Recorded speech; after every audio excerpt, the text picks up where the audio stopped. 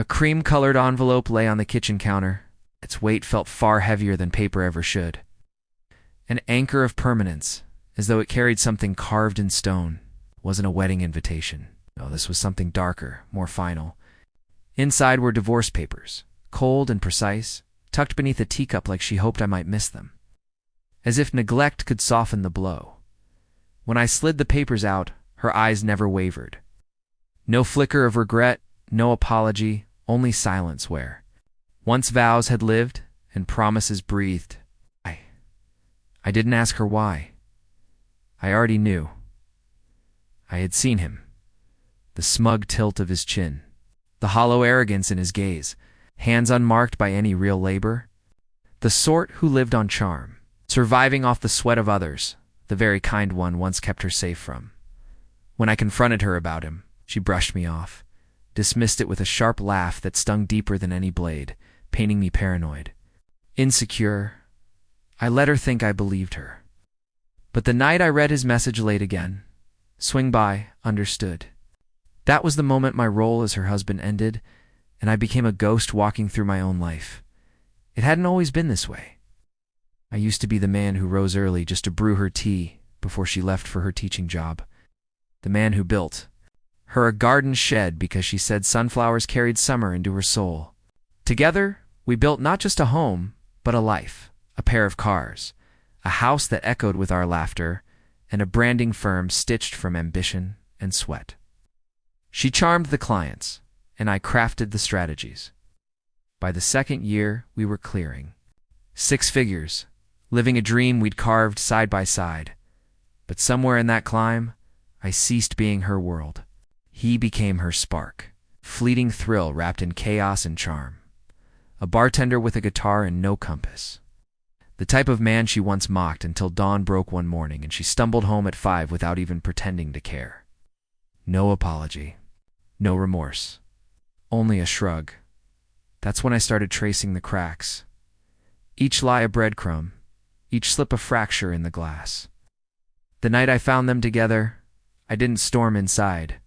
I stood across the street, watching her silhouette glow behind his curtains, her body etched against the light. I didn't shout. I didn't break. I memorized that image, turned away, and opened a new file on my computer. Departure blueprint. From then on, I stopped confronting her. Instead, I planned. Quietly, I stripped my name from company documents. Rerouted contracts into my new LLC, and secured sterling and velar crown jewel of accounts under my sole control. She didn't. Notice too lost in her midnight escapades. I installed monitoring software, tracked her keystrokes, read her texts. I watched as she handed him my routines, my financial strategies, the very bones of the empire I had built. He thought he would slide into my place. She promised him he would. It was bold, but she never felt the ground shifting under her feet. 3 months later, I told her I had a client meeting in Boston. She didn't even glance up. "Safe travels," she muttered. I smiled to myself. Boston wasn't my destination. I booked a penthouse suite nearby, ordered her favorite Chardonnay, and reserved a table at the very bistro where I once asked her to marry me. I called it an anniversary surprise. Guilt made her agree without hesitation. She arrived draped in crimson, her hair pinned the way she wore it back when she still cared. She sat across from me, ordered, filled the air with chatter. I smiled, nodded, brushed her hand, and then, when the moment felt right, I slid an envelope across the table. She opened it, puzzled. Not divorce papers. Far worse. It was my resignation. From our firm, which on closer inspection, was a complete transfer of ownership to my every contract locked in, every signature sealed. Her name scrubbed clean from every document, every title, every ledger. She blinked at me, her voice trembling. "What is this?" "Goodbye," I told her. She gave a shaky laugh. "You can't do this." I leaned forward. "Already did."